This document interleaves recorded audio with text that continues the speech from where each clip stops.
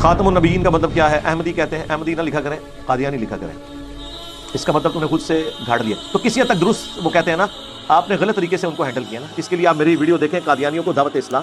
قرآن میں جو لفظ ہے وہ خاتم کا ہے، اور خاتم کا جو معنی وہ بیان کرتے ہیں وہ معنی درست ہے، اس کا جو فہم لیتے ہیں وہ غلط ہے. خاتم کہتے ہیں مہر کو.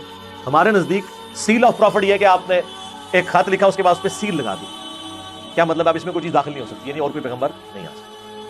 وہ کہتے ہیں خاتم کا مطلب یہ ہے کہ رسول اللہ کے بعد بھی اگر کوئی امتی نبی آئے گا حضور کی مہر سے آئے گا. اب انہیں کہیں کہ یہ جو تم نے مانا لیا ہے، یہ اس کو سپورٹو کون سی آیت اور حدیث ہے؟ آیتیں تو کوئی نہیں ہے، حدیثیں بھی ان کے خلاف ہیں. بخاری مسلم دونوں میں حدیث ہے کہ میری اور اگلے انبیاء کی مثال ایک عمارت کی سی ہے جس میں صرف ایک اینٹ رکھنے کی جگہ باقی ہے.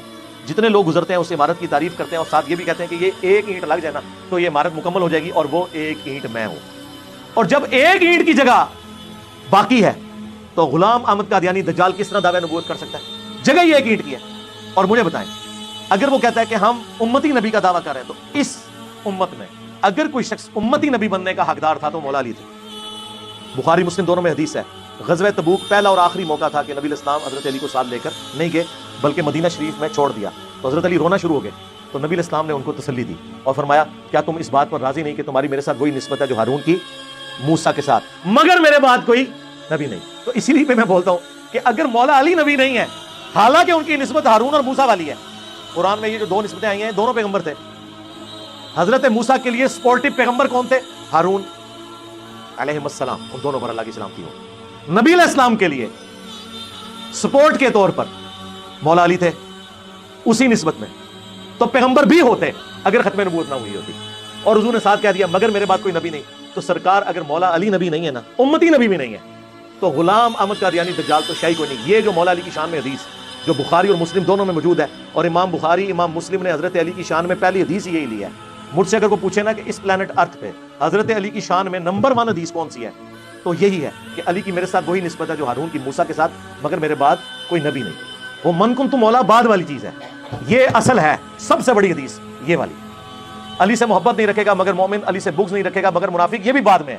پہلے نمبر پہ اگر کوئی حدیث ہے نا تو یہی ہے کہ جس طرح ہارون اور موسیٰ تھے اس طرح میرے لیے مولا علی ہیں مگر کوئی نبی نہیں. تو اگر مولا علی نبی نہیں ہے تو غلام القادیانی دجال کی تو حیثیت ہی کوئی نہیں ہے. آپ دیکھیں قرآن و سنت کے جو محکم دلائل ہیں وہ اتنے مضبوط ہیں، ان دلائل سے تمام گمراہ فرقوں کا رد ہو رہا ہے. اس حدیث سے صرف ناسبیت کا رد نہیں ہو رہا، قادیانیت کا بھی رد ہو رہا ہے. اس لیے آپ دیکھیں گے کہ ناسبی بھی منکرین حدیث ہوں گے اور قادیانی بھی منکرین حدیث ہوں گے. آپ یہ ساری حدیثیں ان کے اوپر پیش کریں نا، انکار کرنا شروع کر دیں گے. قرآن میں تو ان کے لیے ویسے ہی کوئی جڑ موجود نہیں ہے جو قرآن کا جس طریقے سے وہ، کیونکہ قرآن کا اسلوب بالکل واضح ہے کہ جب کبھی کوئی پیغمبر آتا ہے نا وہ بشارت دیتا ہے اپنے بعد آنے والے پیغمبر کے بارے میں. تو ان سے پوچھیں، قرآن میں تو ہمیشہ یہ ہے کہ اہل ایمان وہ ہیں جو کچھ ان کی طرف نازل ہوا وہ اس پر ایمان لاتے ہیں، اور جو ان سے پہلے نازل ہوا اس پر ایمان لاتے ہیں. بعد کا ذکر پورا قرآن خالی ہے اس سے. اور پھر وہ جو آیت ہے ما کان محمد ابا احد من رجالکم ولکن رسول اللہ وخاتم النبیین، یہ بالکل واضح ہے. محمد تم مردوں میں کسی کے باپ نہیں ہیں بلکہ وہ تو خاتم النبیین ہے، اللہ کے پیغمبر ہیں، اللہ کے رسول ہیں. یہ دونوں باتوں کو اللہ نے کیوں جوڑا ہے؟ اس لیے کہ نبی علیہ السلام کی نسل میں کوئی، اب آپ کی جو حقیقت بیگوٹن سن جو ہے نا آپ کا، وہ کوئی مرد کے لیول تک نہیں پہنچے گا، بچپن میں ہی فوت ہو جائے گا.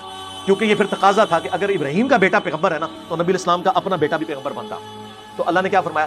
محمد تم مردوں میں سے کسی کے باپ نہیں، ان کا کوئی بچہ بھی مرد نہیں بنے گا. کیوں؟ ولاکن رسول اللہ و خاتم النبیین، چونکہ وہ رسول اور خاتم النبیین ہے، اس کا تقاضا ہے. اور یہ جو میں تشریح کر رہا ہوں نا یہ بخاری میں موجود ہے. عبداللہ ابن ابی اوفا سے پوچھا گیا آپ نے رسول اللہ کے بیٹے ابراہیم کو دیکھا تھا؟ انہوں نے کہا ہاں میں نے دیکھا تھا، وہ حضرت ماریہ قبطیہ سے پیدا ہوئے، بچپن ہی میں فوت ہو گئے، اگر وہ زندہ رہتے تو پیغمبر ہوتے. وہ قادیانی کہتے ہیں دیکھیں اس سے پتہ چل گیا کہ نبوت جاری ہے.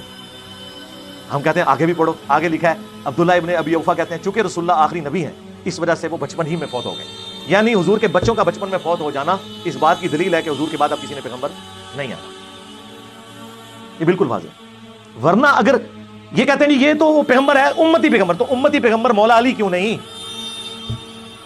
کتنی بڑی پھکی ہے. اگر امتی نبی بھی ماننا ہے تو پھر وہاں سے شروع کرو نا جہاں بڑے لوگ اویلیبل ہیں.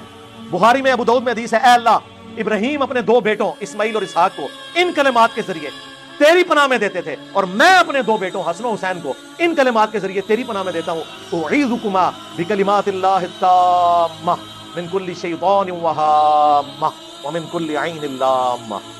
نبی علیہ السلام کیا فرما رہے ہیں؟ یہ حدیث بخاری میں بھی ہے، ابو داؤد میں بھی، کہ ابراہیم کے 2 بیٹے اسماعیل اور اسحاق، اور میرے 2 بیٹے کون؟ حسن اور حسین۔ کیا نسبت ہے؟ حسن و حسین اگر امتی نبی نہیں تو غلام احمد قادیانی دجال کہاں سے آ گیا؟ کتنی کمزور گراؤنڈ کے اوپر یہ قادیانی فرقہ کھڑا ہوا ہے۔ فرقہ میں اس پوائنٹ آف ویو سے کہہ رہا ہوں کہ یہ سنیوں سے نکلا ہے، اور اس سے بھی بڑھ کر ہمارے حنفی دیوبندی اور حنفی بریلوی بھائیوں میں سے نکلا ہوا ہے۔ ہاں، کیونکہ قادیانی بغیر رفع الیدین کی نماز پڑھتے ہیں۔ یہاں پہ کوئی بھی کتاب و سنت کے منہج میں آئے نا تو کہتا ہے تو ان قریب قادیانی ہو جائے گا۔ ہاں، جڑا بخاری مسلم وچ رفع الیدین پڑھ کے رفع الیدین شروع کرے وہ قادیانی ہو جائے گا، تو جڑا شروع تو قادیانی والے طریقے سے نماز پڑھ رہا ہے وہ قادیانی نہیں ہوئے گا۔ جی قادیانیوں کے جائیں عبادت گاہ میں حنفیوں کی طرح نماز پڑھ رہے ہیں۔ We follow generally Imam Abu Hanifa's fatwa were very largely accepted by the Ummah, and unless we find reasons to disagree with him, we would generally follow the Fiqh Hanafiya. Investigate personally directly. The overbearing principle should be that you follow Hazrat Imam Abu Hanifa. This is the entire attitude of Wahhabiyya.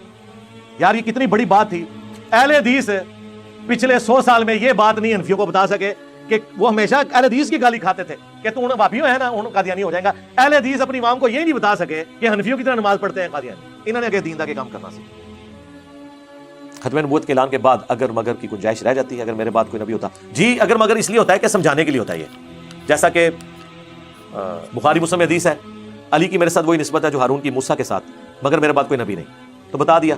قرآن میں موجود ہے قل ان کان للرحمن ولد فانا اول العابدین، بالفرض اے نبی تم فرماؤ اگر رحمان کا کوئی بیٹا ہوتا تو میں اس سے پوچھ رہا ہوتا۔